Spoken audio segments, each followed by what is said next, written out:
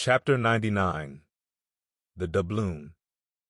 Ere now it has been related how Ahab was wont to pace his quarter-deck, taking regular turns at either limit, the binnacle and mainmast. But in the multiplicity of other things requiring narration, it has not been added how that sometimes in these walks, when most plunged in his mood, he was wont to pause in turn at each spot and stand there strangely eyeing the particular object before him. When he halted before the binnacle, with his glance fastened on the pointed needle in the compass, that glance shot like a javelin with the pointed intensity of his purpose, and when resuming his walk he again paused before the mainmast, then, as the same riveted glance fastened upon the riveted gold coin there, he still wore the same aspect of nailed firmness, only dashed with a certain wild longing, if not hopefulness.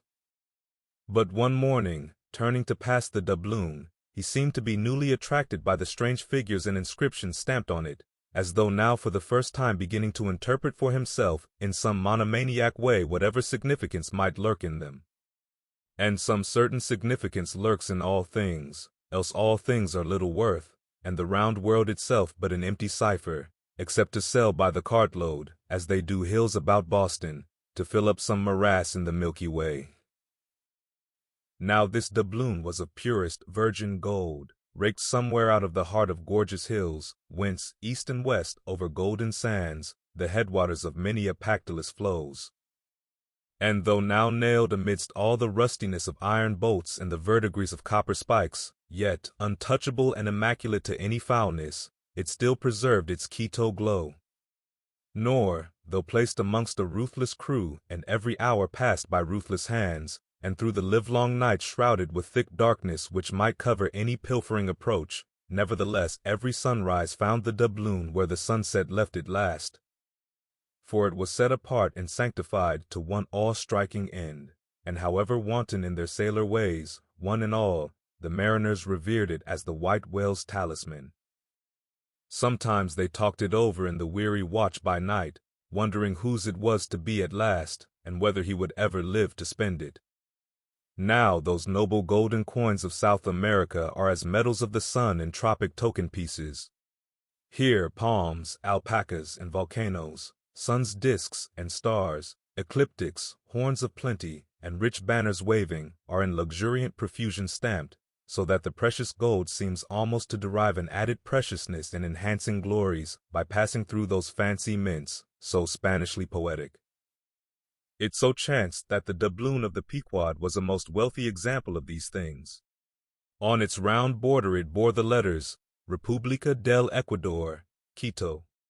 So this bright coin came from a country planted in the middle of the world, and beneath the great equator, and named after it, and it had been cast midway up the Andes, in the unwaning clime that knows no autumn. Zoned by those letters you saw the likeness of 3 Andes summits, from one a flame, a tower on another, on the third a crowing cock, while arching over all was a segment of the partition zodiac, the signs all marked with their usual cabalistics, and the keystone sun entering the equinoctial point at Libra. Before this equatorial coin, Ahab, not unobserved by others, was now pausing. There's something ever egotistical in mountain tops and towers, and all other grand and lofty things. Look here, 3 peaks as proud as Lucifer. The firm tower, that is Ahab, the volcano, that is Ahab, the courageous, the undaunted and victorious fowl, that too is Ahab, all are Ahab, and this round gold is but the image of the rounder globe, which, like a magician's glass, to each and every man in turn but mirrors back his own mysterious self. Great pains, small gains for those who ask the world to solve them. It cannot solve itself. Methinks now this coin's sun wears a ruddy face, but see, he enters the sign of storms, the equinox, and but 6 months before he wheeled out of a former equinox at Aries. From storm to storm, so be it then. Born in throes, 'tis fit that man should live in pains and die in pangs. So be it then, here's stout stuff for woe to work on, so be it then. No fairy fingers can have pressed the gold, but devil's claws must have left their moldings there since yesterday, murmured Starbuck to himself, leaning against the bulwarks. The old man seems to read Belshazzar's awful writing. I have never marked the coin inspectingly. He goes below. Let me read.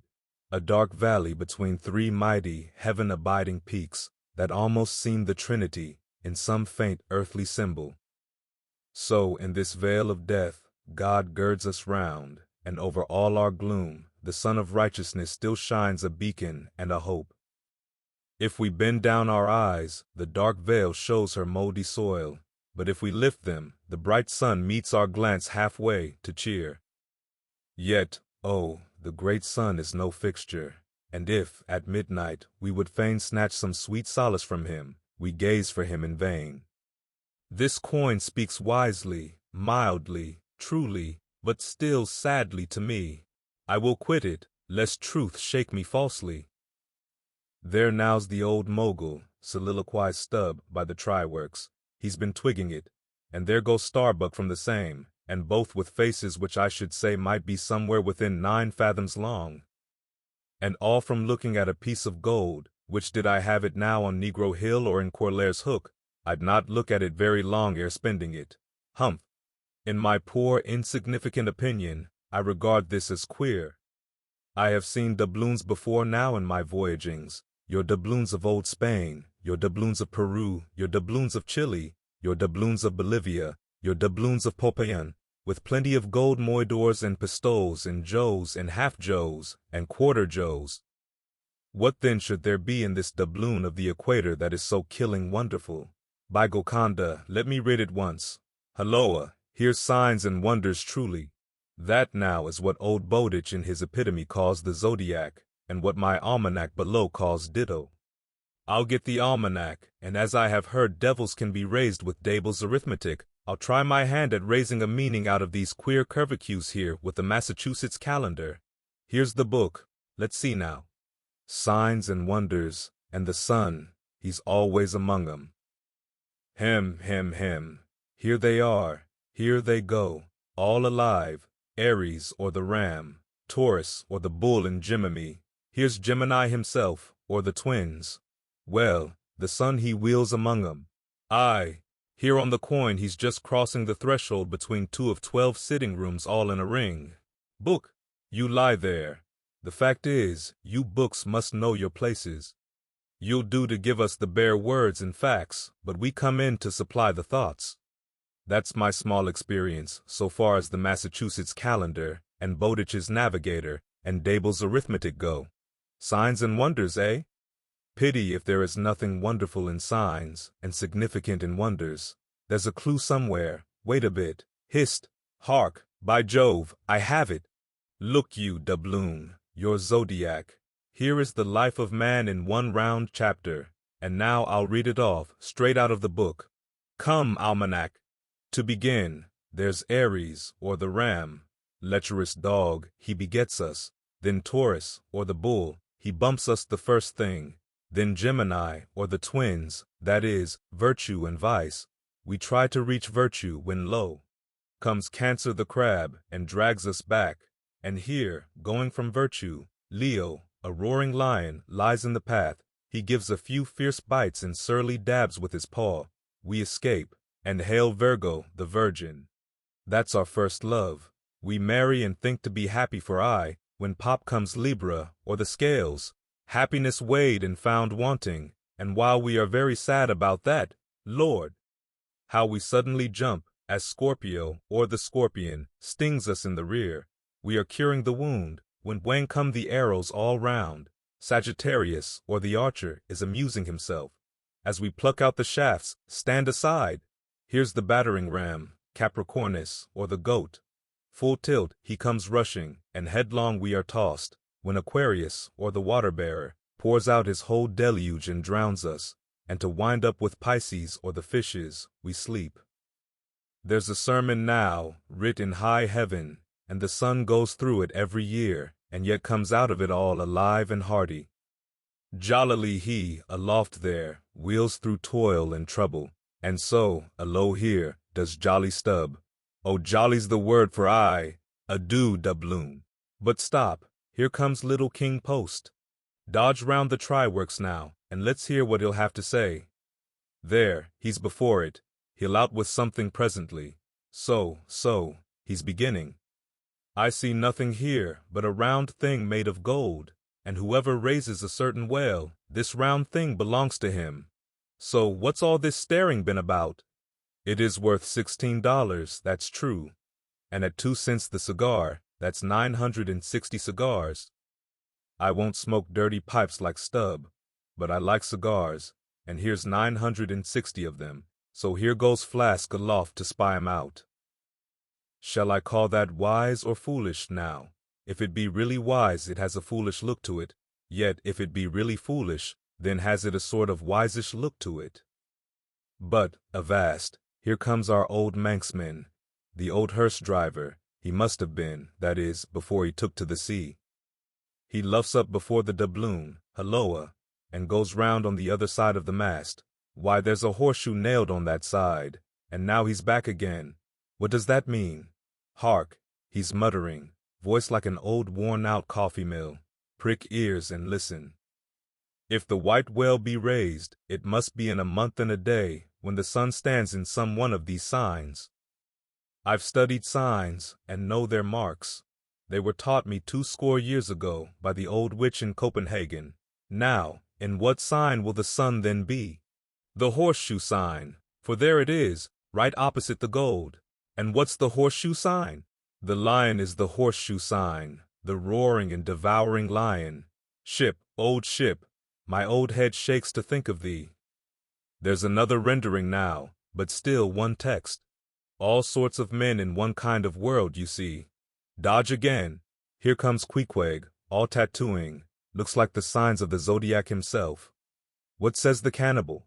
As I live, he's comparing notes, looking at his thigh bone. Thinks the sun is in the thigh, or in the calf, or in the bowels, I suppose, as the old women talk surgeon's astronomy in the back country.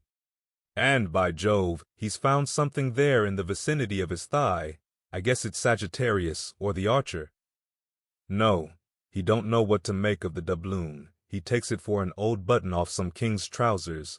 But, aside again, here comes that ghost devil Fadala, tail coiled out of sight as usual, oakum in the toes of his pumps as usual. What does he say, with that look of his? Ah, only makes a sign to the sign and bows himself.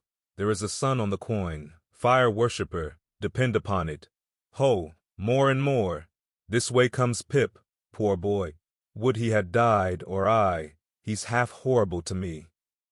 He too has been watching all of these interpreters, myself included, and look now, he comes to read with that unearthly idiot face. Stand away again and hear him. Hark! I look, you look, he looks, we look, ye look, they look. Upon my soul, he's been studying Murray's grammar, improving his mind, poor fellow. But what's that he says now? Hist! I look, you look, he looks, we look, ye look, they look. Why, he's getting it by heart. Hist again. I look, you look, he looks, we look, ye look, they look. Well, that's funny. And I, you, and he, and we, ye, and they are all bats, and I'm a crow, especially when I stand atop of this pine tree here. Caw, caw, caw, caw, caw, caw. Ain't I a crow? And where's the scarecrow? There he stands, 2 bones stuck into a pair of old trousers, and 2 more poked into the sleeves of an old jacket. Wonder if he means me. Complimentary, poor lad. I could go hang myself. Anyway, for the present, I'll quit Pip's vicinity. I can stand the rest, for they have plain wits, but he's too crazy witty for my sanity. So, I leave him muttering. Here's the ship's navel, this doubloon here, and they are all on fire to unscrew it. But unscrew your navel, and what's the consequence? Then again, if it stays here, that is ugly too, for when aught's nailed to the mast, it's a sign that things grow desperate. Ha ha, old Ahab, the white whale, he'll nail ye. This is a pine tree. My father, in old Tolan County, cut down a pine tree once, and found a silver ring grown over in it, some old darky's wedding ring. How did it get there? And so they'll say in the resurrection, when they come to fish up this old mast, and find a doubloon lodged in it, with bedded oysters for the shaggy bark. Oh, the gold, the precious, precious gold, the green miser'll hoard ye soon. Hish, hish, God goes 'mong the worlds blackberrying. Cook, ho, cook, and cook us. Jenny. Hey, hey, hey, hey, hey, Jenny, Jenny. And get your hoe cake done. Speed up your reading and enhance your memory with Moby Dick by your side. Choose the tactile joy of a physical book or the convenience of Kindle and discover a deeper way to dive into this classic. Pairing the audiobook with the text takes your understanding and retention to the next level. Ready to transform your literary experience? Check the link in the description and pick the perfect format for you. With EchoTales Audiobooks, Moby Dick awaits. Dive deeper, read faster, remember more. Get your book now.